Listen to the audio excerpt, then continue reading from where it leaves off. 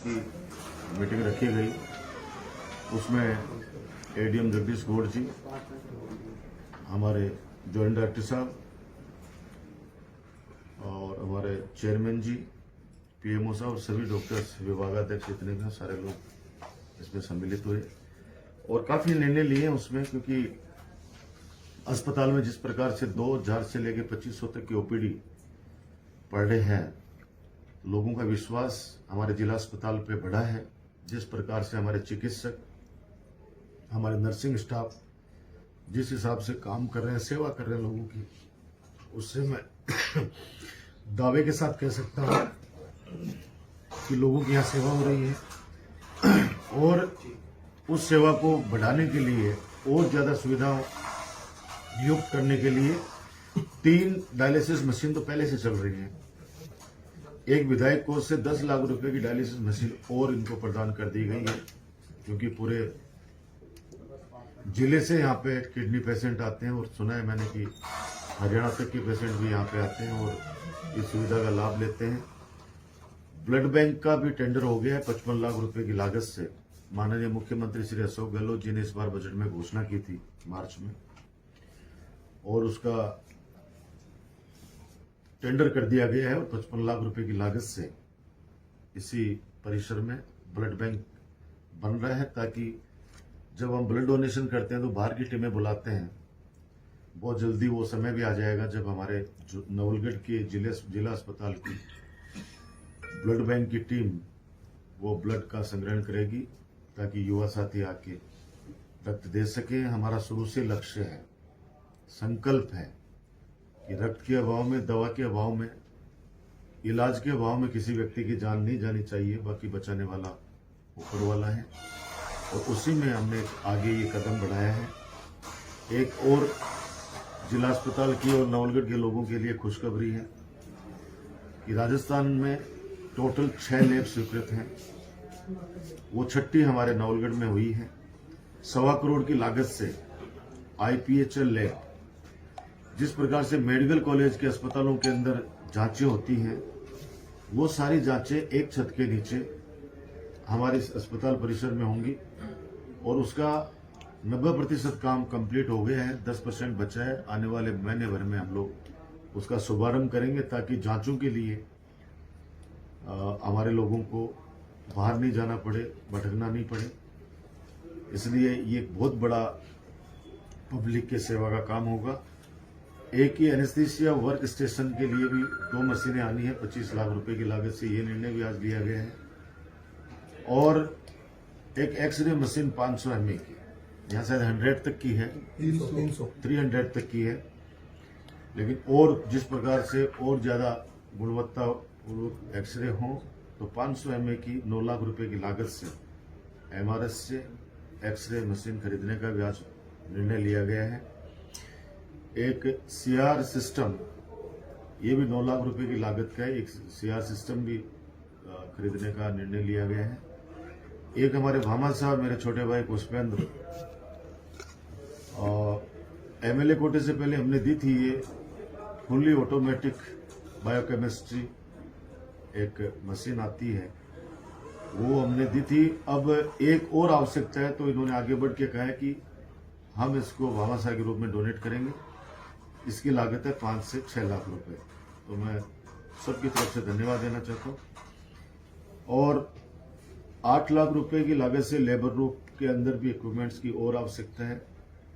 और भी बहुत सारी चीजें हैं जो आज यहाँ इसमें निर्णय लिए गए हैं।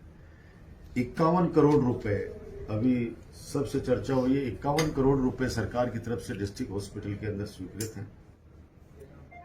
उसमें 14 करोड़ रुपए का तो प्रस्ताव बना लिया गया है और टेंडर भी हो गए हैं। हम इसको 2 मंजिला को 3 मंजिला कर रहे हैं। ऊपर एक पूरा विंग बन रहा है, विंग बन रही है, और पीछे जो खाली जमीन पड़ी है इसमें 2 लिफ्ट भी लगेंगी, स्ट्रेचर वाली लिफ्ट, ताकि पेशेंट को ऊपर शिफ्ट करने में दिक्कत नहीं आए। मैं चाहता हूं कि सारी सुविधाएं मेरे लोगों को मिले। जयपुर और सीकर की बजाय वो नवलगढ़ जिला अस्पताल में आकर अपना इलाज कराना चाहें, ऐसी सारी सुविधाएं मैं यहाँ देना चाहता हूं। हमारे इस अस्पताल में जमीन का अभाव है, आप सबको पता है।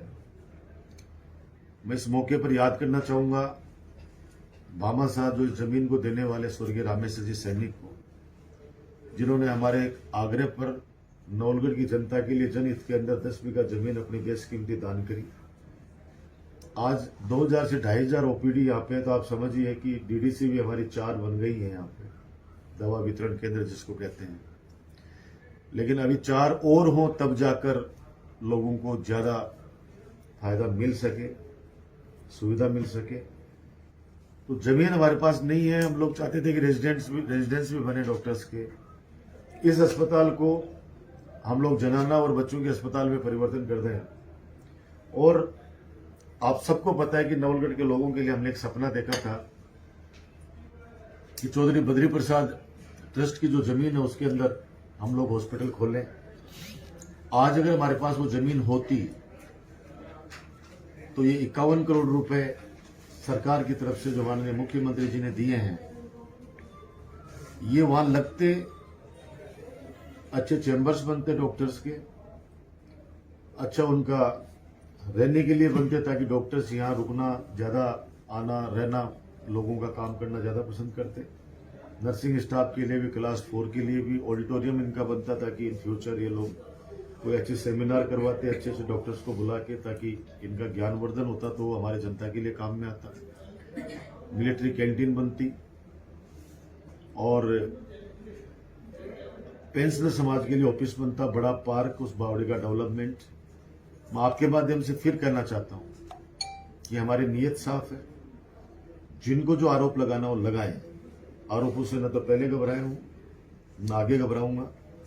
आम जनता से अपील करना चाहता हूं कि ये तुच्छ या कुछ लोग हैं जो इस नवलगढ़ के विकास के अंदर हमेशा रोड़ा अटकाने का काम करते हैं और आपके बेटे, आपके भाई डॉक्टर राजकुमार को बदनाम करने का प्रयास करते हैं।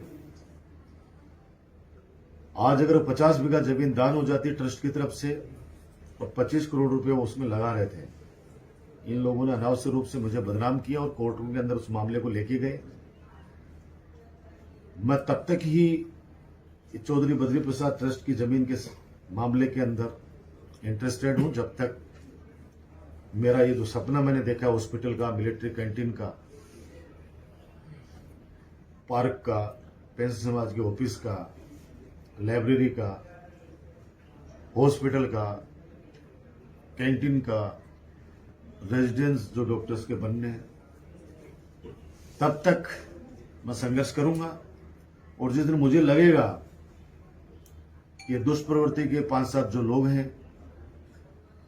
ये लोग कोर्टों के अंदर चक्कर कटा के और उसके बाद में ये अगर सफल हो जाते हैं तो नवलगढ़ को क्या मिलेगा, ये सब के लिए मैं सोचने का विषय है।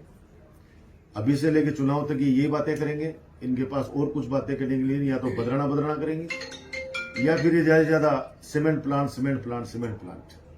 अब आपके माध्यम से कहना चाहता हूं मैं, सीमेंट प्लांट में जिन्होंने 2 लाख रुपए बीघा में जमीन बेची आज से 15 साल पहले, 10 साल पहले, जितने में बेची, उन सब लोगों ने बाहर जाकर सस्ती जमीन लेकर उसमें अपना व्यवस्था की। अब ये लोग बाहर के कुछ लोगों को बुलाकर आपके अपने डॉक्टर राजकुमार को गालियां निकलवाते हैं, परिवार को लेकर अभद्र भाषा का इस्तेमाल करवाते हैं। बल्कि ये सोचना चाहिए कि मैंने जितना इन लोगों के लिए किया है वो ईश्वर जानता है और उनकी आत्मा जानती है, जो लोग लाभान्वित हुए हैं। अब ये 5-4 लोग करेंगे 50 लाख मिले, मैं तो करूं 1 करोड़ मिले भाई आपको, लेकिन तुम्हें तो 50 लाख चाहिए, तुम्हारी जमीन में तो सोना है, और आप जाके कहीं पे जमीन लोगे वो आपको 1.5 लाख रुपए कम चाहिए। या तो करो ऐसा काम, मैं करता हूं उनसे बातचीत करके, प्रशासन को, कलेक्टर को बुलाता हूं, इनको बुलाता हूं कि ठीक है, तुम्हारे को अगर 20 लाख 25 लाख जितने भी मिल रहे हैं तो तुम जहां खरीदने जा रहे हो बगल में, वो भी तो किसान है, उनकी भी तो जमीन है, उनको भी फिर वो 25 लाख रुपए दे दो बेचारों को। इनमें से कुछ लोग ऐसे हैं जो बैठे हैं, जो मुझे गालियां निकलवा रहे हैं। ईश्वर इनको कभी माफ नहीं करेगा। जो आपस में पारिवारिक झगड़ों के अंदर फंसे हुए हैं, लेकिन वो गुस्सा मेरे पे निकाल रहे हैं। कहीं बहनों ने केस कर रखा है इन पे, कहीं बुआओं ने केस कर रखा है, कहीं भाइयों में आपस में, जैसे 4 भाई हैं, बड़े भाई के नाम से जमाबंदी है और 3 भाई हैं वो उसमें रह रहे हैं। बड़ा भाई बेच के भाग गया, 3 भाई उसके अंदर बैठे हैं। आज आम किसान जो इसमें था वो बेचारा कोई 1 लाख में बेच के गया है, कोई 2 में, कोई 4 में, कोई 5 में। आज जहां जैसी बेच के गया वहां पे उसको जितनी सस्ती जमीन मिली वहां चला गया। ये लोग जानबूझकर, इनका कोई उद्देश्य नहीं है, ये सिर्फ चुनाव तक की बातें। मैं आज कह दूं आपको, ये 4 महीने 5 महीने ये बातें करेंगे, उसके बाद के अंदर देखना आप ये कहां चले जाते हैं।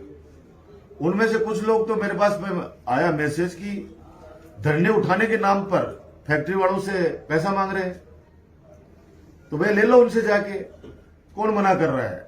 हमारी नीयत साहब, हम कभी डरने वाले नहीं है। जवाब हम दे सकते हैं उन आरोपों का जिन लोगों ने, बाहर के लोगों ने आकर कहा कि राजकुमार ने डंपर खड़े कर दिया। अरे भाई, ये प्रशासनिक काम है। नवलगढ़ के उस दिन बड़ा प्रोग्राम था सूर्यमंडल के अंदर, हजारों बच्चे उसमें आ रहे थे, अंतर्राष्ट्रीय प्लेयर दीपक चार आ रहे थे। वो सिटी में कार्यक्रम था सूर्यमंडल में, किसानों का कार्यक्रम गोल्डा में था। अगर हमें हमारी ताकत दिखानी पड़ती तो फिर मीटिंग की परमिशन ले लेते क्या? हम तो हमारे कार्यक्रम में बिजी थे, हमें ये नहीं पता कि वहां पे क्या हो रहा है। और आओ ना, कल आ जाओ ना, कल जाओ ना, घूम के जहां जाओ। उनको भगत सिंह जी को माल्यार्पण करना है, किसी को माल्यार्पण करना, कल आके करो ना, कौन मना कर रहा है उनको। 2 दिन पहले आए थे सांसद साहब, वो आके गए ना, सिटी में से लेके जाओ ना, घुमाओ ना, कौन मना कर रहा है। प्रशासनिक दृष्टि से काम होना था। और मैं अभी भी दोहरा रहा हूं, आरोपों से बिल्कुल फर्क नहीं पड़ता है, क्योंकि ऐसे झूठे आरोपों से क्या फर्क पड़ेगा। नवलगढ़ की जनता सच को जानती है, यहां का बच्चा बच्चा समझदार है। जिस परिसर में हम लोग बैठे, आज एमआरएस की मीटिंग हुई है, जब स्वर्गीय रामेश्वर सैनी जी से इस जमीन को डोनेट करवाया गया, उस समय भी ये और इनके आजू बाजू के जो अभी तो 5-4 एक तो भाग गए यहां से छोड़ के नवलगढ़ को, वो लोग आरोप लगाते थे कि साहब ये जमीन इसलिए दान करवाएगी कि आसपास की जमीन राजकुमार को खरीदनी है। बल्कि बाबा राम साहब पीर जानते हैं, मैं तो ये नहीं पता आसपास की जमीन किसकी है।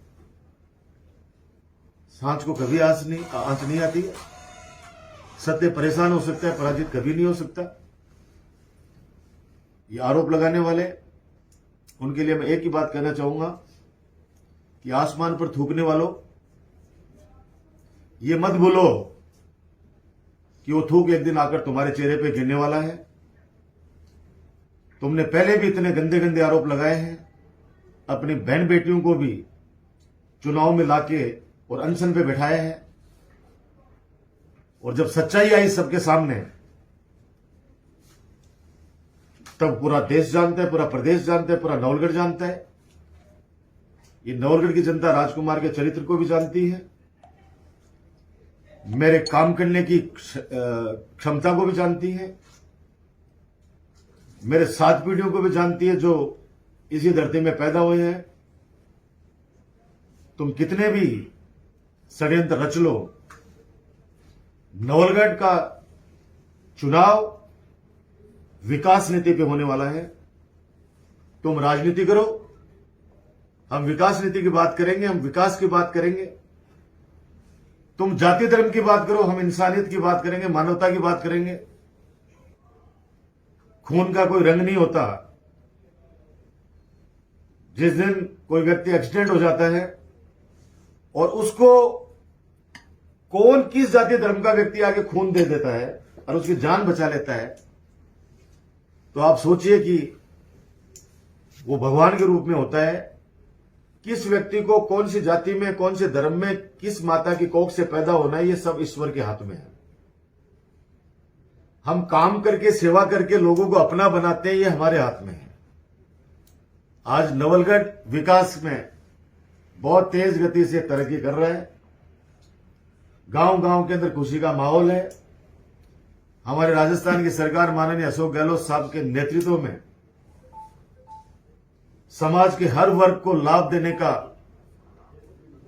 काम कर रही है। आज कैंपों में किस कदर से भीड़ बढ़ रही है, महंगाई राहत कैंप के अंदर किस कदर लोग खुश हैं। लोगों में 1000-1000 रुपए की पेंशन, बिजली में 200 यूनिट फ्री, 4000 यूनिट फ्री, कितना लोगों को फायदा हो रहा है। 25-25 लाख रुपए का हॉस्पिटल में इलाज फ्री, 10 लाख रुपए का दुर्घटना बीमा, सारी स्थितियां सबके सामने है। लेकिन मैं फिर आग्रह करना चाहूंगा कि अगर हमसे कंपटीशन करना है तो लोगों की सेवा करो, सकारात्मक सोच रखो। ये नवलगढ़ की जनता है, सब समझती है। जब मैं विधानसभा में बोलता हूं, गर्व के साथ कहता हूं कि मेरे नवलगढ़ के अंदर, घर घर के अंदर छोटा सा बच्चा भी है, वो भी अपना हित और अहित अच्छी तरीके से देख सकता है। एक ये जो हमारे लोग हैं उनको ढाल लेके और जो आरोपित करते हैं, हमारे साथ अभद्र भाषा का इस्तेमाल करते हैं, भगवान उनको सद्बुद्धि दे। मैं फिर दोहराना चाहता हूं, जवाब दे सकते हैं हम लोग, लेकिन हमारे बुजुर्ग यही नवलगढ़ के ज्यादातर लोग कहते हैं कि क्यों मुंह लगना है, अपना काम करो। इनका काम यही है, जब अच्छे काम होते हैं। और एक ने तो मेरे को यह भी कहा कि कभी आपने सूखे पेड़ के ऊपर किसी को पत्थर मारते हुए देखा है क्या? पत्थर उसी पेड़ पे फेंके जाएंगे जिसके ऊपर फल लदे हुए होते हैं। किसान जो बैठे हो मेरे हैं, कुछ लोग जो गुमराह कर रहे हैं उनको, वो सिर्फ राजनीतिक स्वार्थ के बस है। कभी तो उसी मंच से भारतीय जनता पार्टी को गाली दी जाती है, दूसरे दिन भारतीय जनता पार्टी के नेता उसी मंच पे बैठकर बात करते हैं। केंद्र सरकार ये ब्लॉक आवंटित करती है, केंद्र सरकार ब्लॉक आवंटित करती है।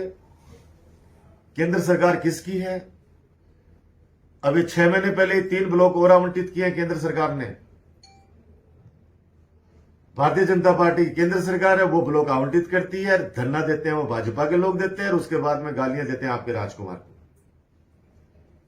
मेरे पास तो कल ही मोनवाड़ी से फोन आया कि वैसा हमारे लिए बात करो, हमारी फैक्ट्री कब आ रही है। मैंने कहा भैया मैंने तो माफ करो, ये एक श्री सीमेंट का ठीकरा मेरे सिर पर फोड़ा है, जिसको मैं कह सकता हूं कि वास्तव में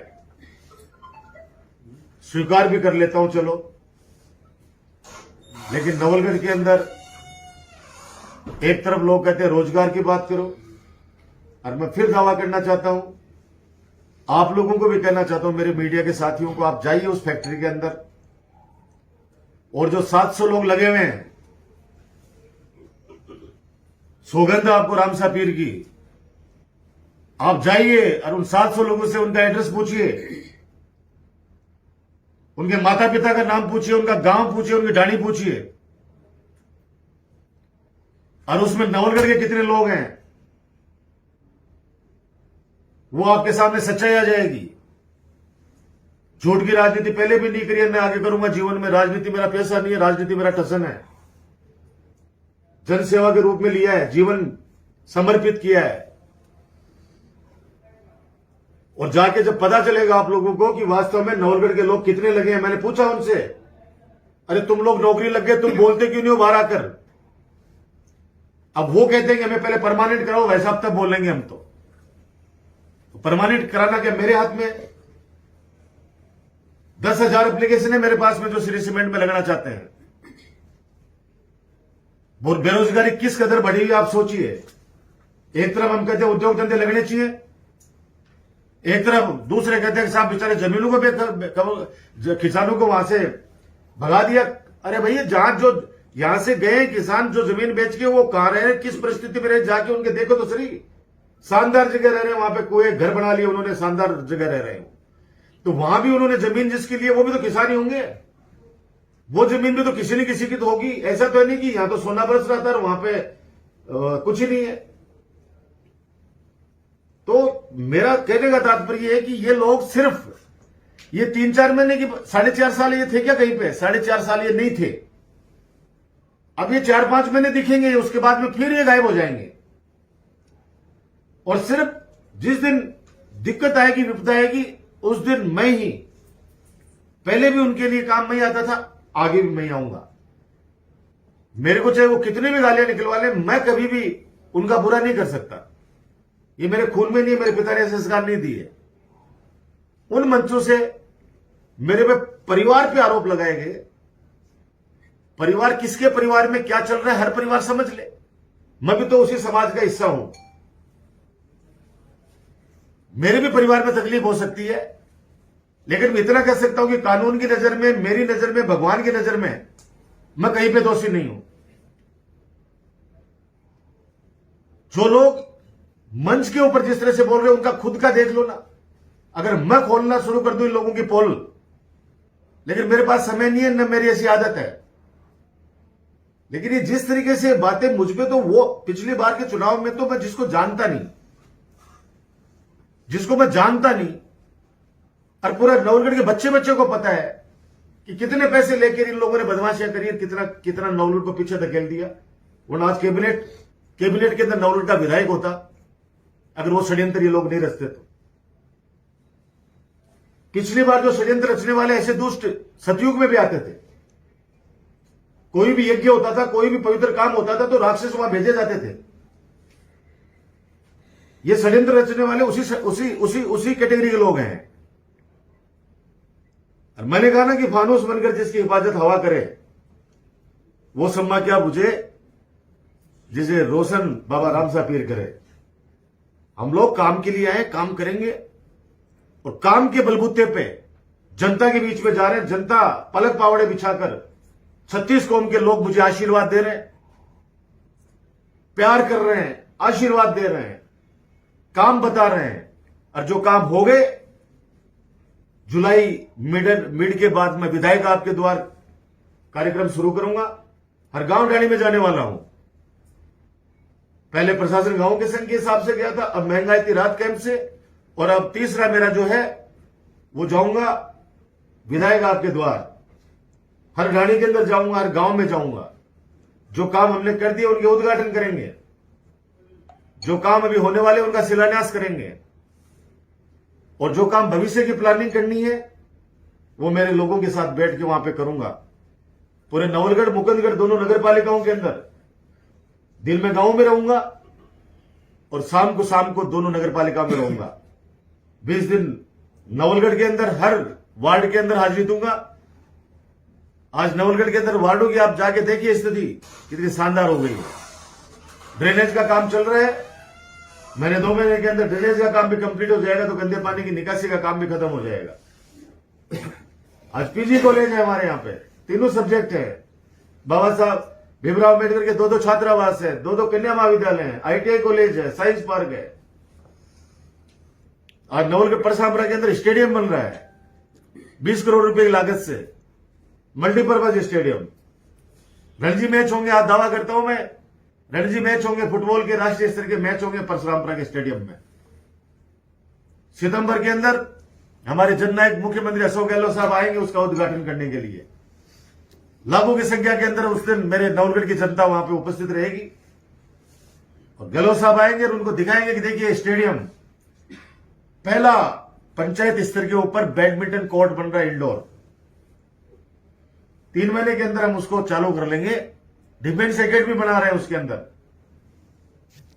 गरीब आदमी का बच्चा पुलिस में, सेना में जाना चाहता है, लेकिन डिफेंस एकेडमी के अंदर एडमिशन लेने जाएगा, लाख रुपए लेते हैं वहां पे प्राइवेट वाले। नॉमिनल चार्ज के ऊपर उनको रखूंगा। 3 मंजिला हॉस्टल बना रहा हूं, बच्चे रहेंगे 3 मंजिला हॉस्टल में, वहां पे रहने का, खाने का, और जो रिटायर्ड हमारे फौजी भाई हैं उनकी सेवाएं उसमें हम लोग लेंगे। क्लासरूम बने, आप जाके देखिएगा, 2 बड़े बड़े क्लासरूम जिसमें 200 बच्चे एक साथ बैठ सकते हैं। ये सारी चीजें हैं जो एक विजन के तहत है। विजन है नवलगढ़ के लिए मेरा, बाबा राम साहब पीर की धरती के लिए, और उस विजन के तहत ये सारे काम कर रहे हैं। तो मैं आप लोगों से उम्मीद करता हूं, जो मैंने आपको एक जिम्मेदारी दी है कि प्लीज आप जाइएगा उस फैक्ट्री के अंदर, और सुबह वहां से जाकर और एक लड़के का आप इंटरव्यू लीजिए और उनसे पूछिए कि आप कहां के हो, कौन से गांव के हो, किस माता पिता का नाम क्या है। तब सच्चाई सांच को आंच नहीं है। अब ये तो बोलते हैं कि 2 आदमी को नहीं बड़े लाग रहे, बड़े 4 आदमी को लाग रहा, एक कहना सुखी और फर्क पड़ा है। जाके वास्तविकता देखो। हाँ, मेरे लिए बड़ी चुनौती है कि 10,000 लोग मेरे से उम्मीद रख रहे हैं कि मैं उसमें नौकरी लगा दूं, और मैं उनको नाउम्मीद भी नहीं कर रहा हूं।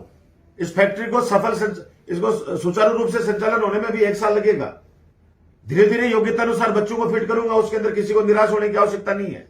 ये तुम्हारा भाई, तुम्हारा बेटा राजकुमार तुमको भरोसा दिला रहा है, आपको सबको। और लेबर के रूप में कोई काम करना चाहता है तो कल ही आ जाए, 2000 लोगों को कल भी लगा सकते हैं वहां पे, अगर लेबर के रूप में कोई काम करना चाहे।